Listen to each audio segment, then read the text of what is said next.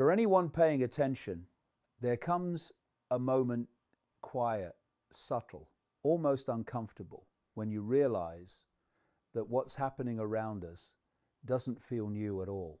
It feels like something you've lived through before, something familiar, something that keeps repeating in cycles, shifting its mask, but never its intention. It's as if society moves in loops, where old patterns reappear with new names, new faces, new language, but the same emotional undercurrent, the same tightening feeling, the same echo in the back of your mind whispering, "I've seen this before." And most people drift through these cycles without ever noticing them, too distracted by routine, too overwhelmed by noise, too exhausted to step back and see how events line up like pieces in a script already written. This chapter explores that strange sensation, the one where everything feels like a replay, a recurrence, a pattern resurfacing in a world that insists everything is random. If you look closely, you begin to notice the same behaviors repeating. Public fear rising, public speech tightening, public thinking narrowing, while certain ideas reappear in the shadows just as the world becomes too busy to notice.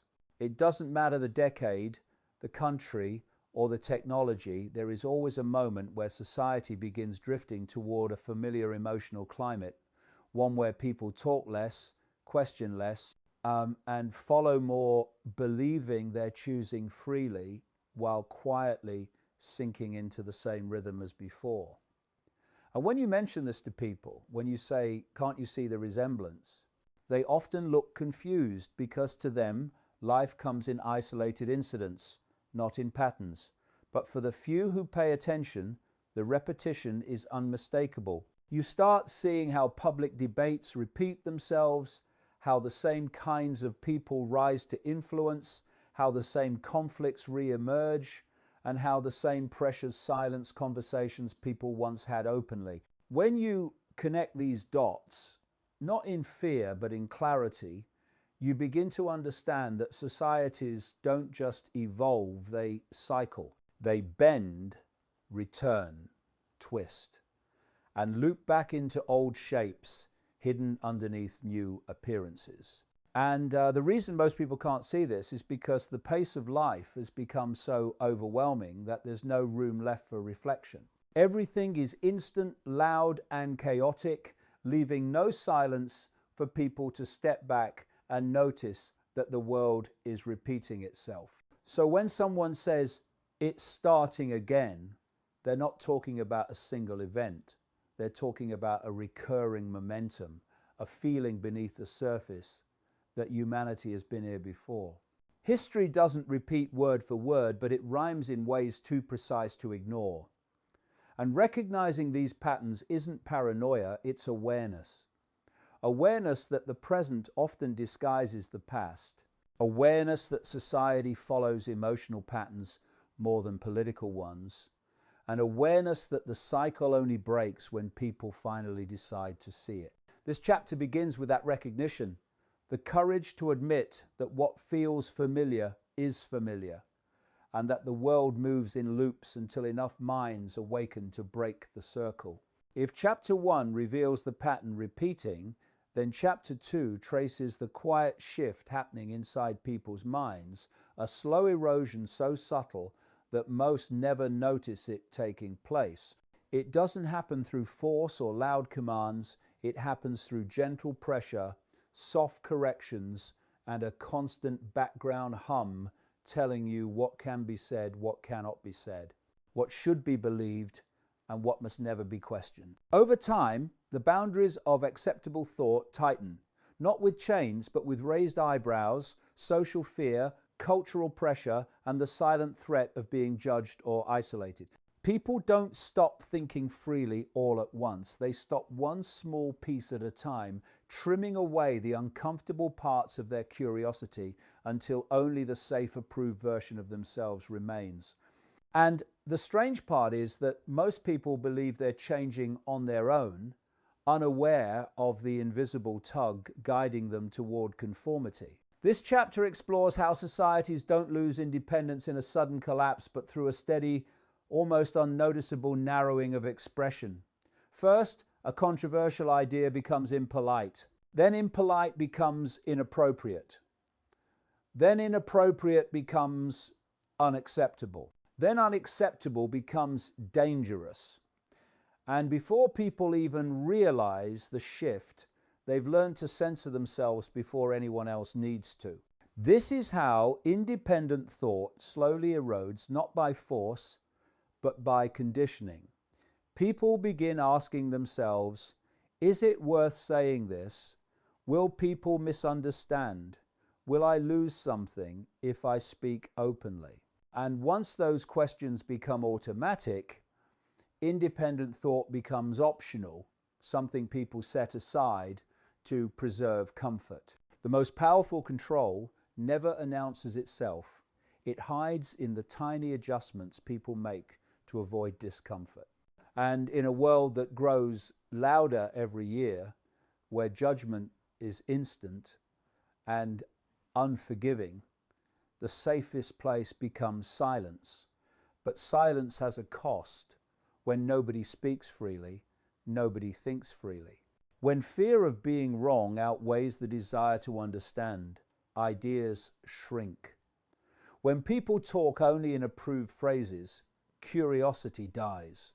The more people speak in rehearsed language, the more they lose the ability to feel their own thoughts. This chapter is not about blame, it's about awareness. Awareness of the emotional pressure that shapes public opinion, of the quiet fear that makes people self-edit, of the cultural expectation to fit into a narrative that doesn't always feel natural. The erosion of independent thought is rarely intentional. It's a side effect of a world that moves too fast for honest reflection. And yet, even in this tightening atmosphere, some individuals feel the tension, the sense that their thoughts no longer belong fully to them. These individuals are the ones who pause, reflect, question, and notice the shrinking mental space around them. They are the beginning of the reversal. Because erosion stops the moment someone decides to reclaim their right to think without fear, to question without shame, and to speak without asking for permission. As independent thought slowly contracts, Chapter 3 turns toward the silent force shaping the modern mind, the gatekeepers of information, those vast digital structures that filter, organize, and prioritize what billions of people see every single day. It's not that people stop searching for truth, it's that the pathways leading to truth become harder to find, buried beneath layers of noise, distraction, and selective visibility.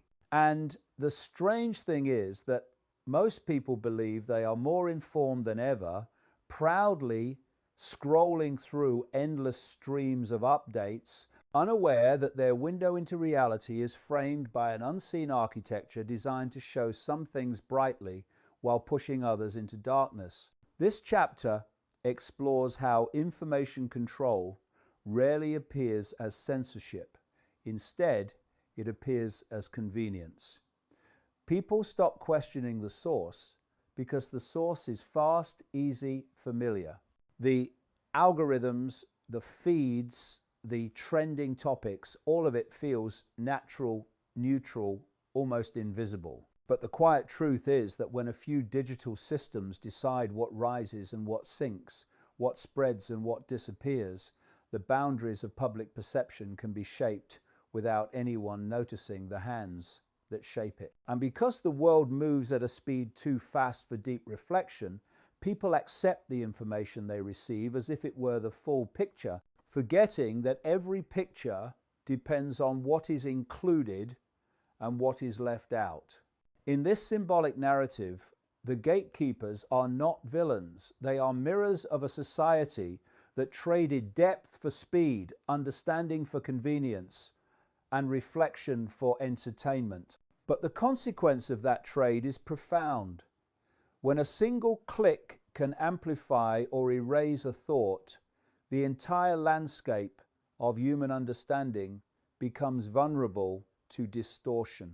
People begin living inside curated realities, each shaped by what they are shown and what they are quietly shielded from. And yet, even in this environment, there are moments when the facade cracks, when individuals sense that the flow of information feels too smooth, too coordinated, too predictable. They start noticing patterns in what is promoted, what is discouraged, and what is treated as unspeakable.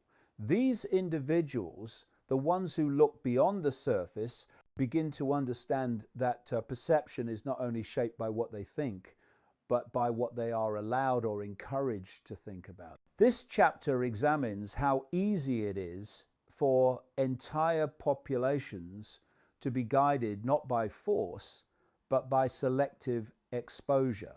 And once people realize that information is not simply delivered but filtered, they begin to reclaim the ability to question what they see, what they believe, and what they assume about the world. Awareness grows from recognizing that every window has a frame, and someone chooses what the window reveals. When that recognition takes root, the grip of the gatekeepers weakens not through conflict, but through the simple act of seeing, because once the viewer becomes aware of the frame, they begin searching for what lies beyond it. By the time someone notices the hand that shapes information, they begin to see another layer of the story, what this chapter calls the perception bubble, the invisible psychological space people grow up inside without ever realizing it exists. This bubble does not form suddenly.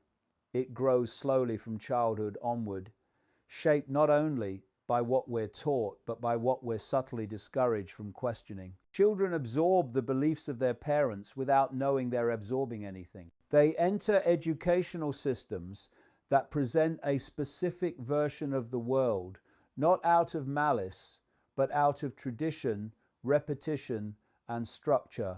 They watch media that reinforces that version, surrounded by peers who repeat it because they too inherited it. And so without any direct intention, a bubble forms a familiar, comforting worldview that feels complete simply because it is all a person has ever known. This chapter explores how such bubbles create not only a sense of reality, but the boundaries of what people believe is even possible.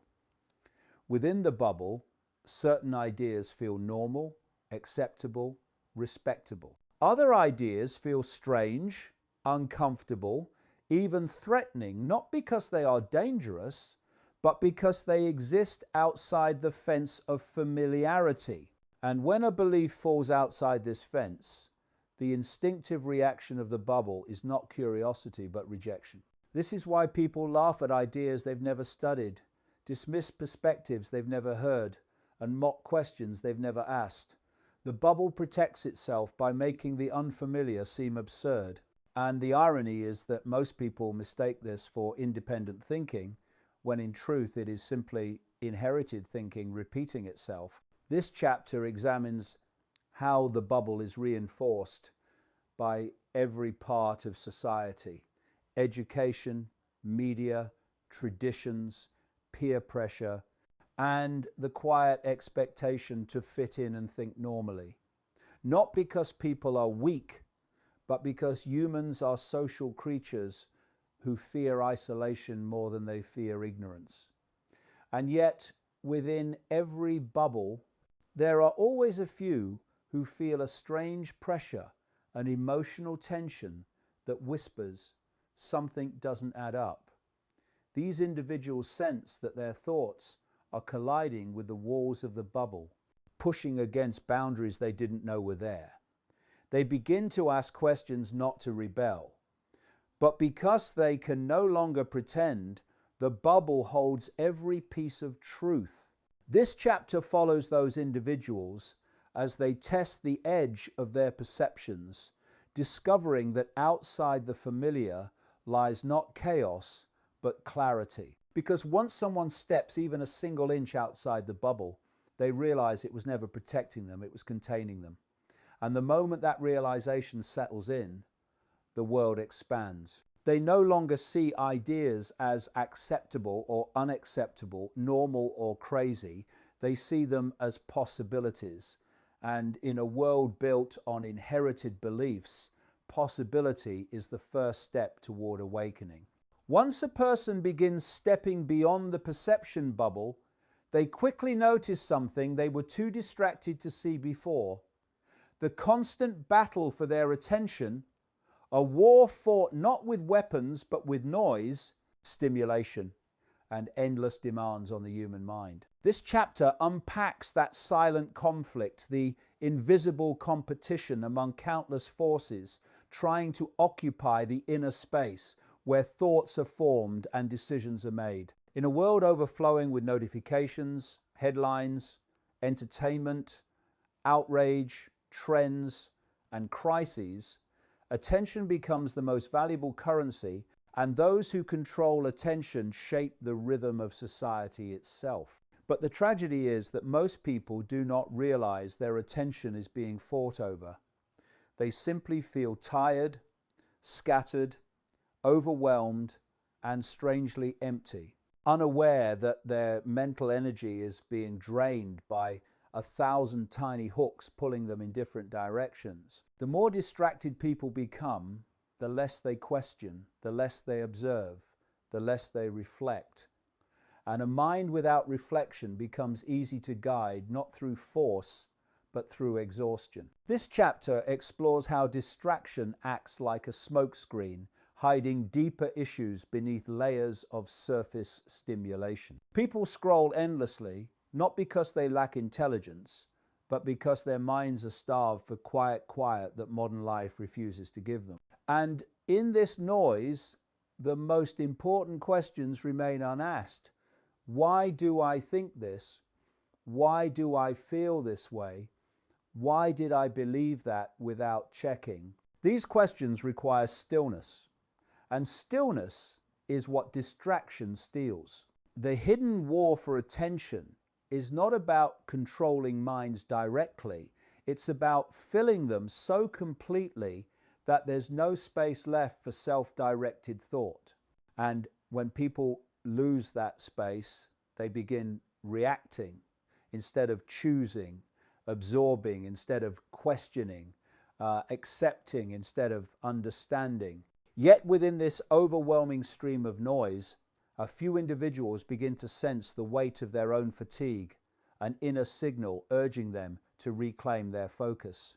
These individuals step back from the noise, not because they are better or smarter, but because they are tired of living in mental chaos. And when they do, they begin to notice patterns they never saw before. How certain ideas spread faster than others. How outrage is amplified while reflection is buried. How entertainment becomes a distraction from deeper truths. This realization is the first step toward escaping the war for attention. Because once someone recognizes that their mind is a battleground, they begin choosing what enters it instead of allowing everything to flood in. They start filtering, not based on popularity, but on clarity. And in this shift, they reclaim something that is increasingly rare inner sovereignty, the quiet power of deciding what deserves space in their mind. This chapter declares that the real victory in the battle for attention is not about winning more information, but about choosing what to let go, what to ignore, and what to focus on with full awareness. After moving through the cycles, the conditioning, the information filters, the bubbles of perception, and the silent war for attention, this final chapter brings everything to its inevitable destination, the point where humanity must choose which path it follows next. Every era reaches a moment like this, a crossroads where individuals feel the quiet pressure of change pressing in from every direction. It is not a dramatic explosion, nor a sudden collapse. It is a slow inner realization that something in the human spirit is being tested. People sense it in different ways. a discomfort in the routines that once felt normal, a growing suspicion that they've been living according to someone else's script, a subtle desire to think beyond the edges of the world they were given. This chapter explores how, at this choice point, each person must decide whether they continue living within inherited perceptions or step into the uncertainty of seeing with their own eyes. The choice is not between systems or ideologies, it is between awakening and drifting, between conscious thought and automatic repetition. For generations, humanity has stood at these crossroads and repeatedly turned back, choosing comfort over clarity, familiarity over expansion, and conformity over curiosity. But something feels different now. People are beginning to sense that following the old patterns will no longer work, that the world is shifting in ways that demand a deeper awareness. The individuals who have journeyed through the earlier chapters, who have seen the patterns, questioned the boundaries, recognized the filters, stepped outside the bubbles, and reclaimed their attention, find themselves standing at the very edge of their old identity, ready to step into a new psychological landscape. This chapter symbolizes the moment when a person understands that freedom is not something granted by external structures, but something lived internally in the quiet decision to question, to notice, to remain awake. It acknowledges that awakening is not loud, not dramatic, and not collective. At first it starts with one mind, then another, then another. The world doesn't change because systems collapse. It changes because people outgrow them. It shifts because individuals choose to stop participating in illusions that no longer resonate with their inner truth. And perhaps the most powerful realization in this final chapter is that awareness cannot be forced on anyone. Each person must choose it willingly.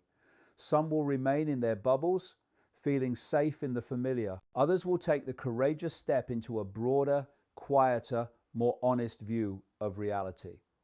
The future, symbolically speaking, is shaped by whichever group grows faster. And so this chapter ends not with fear, but with possibility. The possibility that enough individuals will choose clarity over comfort, truth over familiarity, and awareness over automatic living. Because if even a small number of people make that choice, the world begins to transform.